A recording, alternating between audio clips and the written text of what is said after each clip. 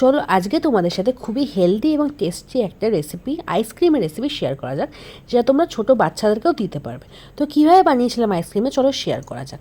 তো প্রথমে আমি এখানে নিয়ে নিয়েছি হচ্ছে মাখনার সাথে নিয়ে নিয়েছি ড্রাই ফ্রুটসের মধ্যে এখানে নিয়েছি কাজু, আখরোট, আমন্ড। তো তোমরা চাইলে আরও কিছু ড্রাই ফ্রুটস অ্যাড করতে পারো। তারপর দিয়ে দিয়েছি হচ্ছে গরম দুধটাকে একটু ফুটিয়ে নিয়েছিলাম, তারপর সেই গরম দুধটা দিয়ে দিয়েছি। তারপর সেই দুধটা সেটা একটু কিছুক্ষণ ধরে 5-6 ঘন্টার মতো রেখে দিয়েছিলাম। তারপর একটা মিক্সিতে তার স্মুথ একটা পেস্ট বানিয়ে নিয়েছিলাম। তারপর দুধটাকে একটা জায়গায় দুধ ভালো করে জাল দিয়ে বেশ ঘন করে নিয়েছিলাম। তারপর সেই পেস্টটা দিয়ে দিয়েছিলাম। পেস্টটাকে দিয়ে দেওয়ার পর ভালো করে আস্তে হালকা আছে ভালো করে জিনিসটাকে নাড়তে হবে, যাতে কোনো রকম কোনো লাম্পস বা কোনো ডেলা কিছু না থাকে।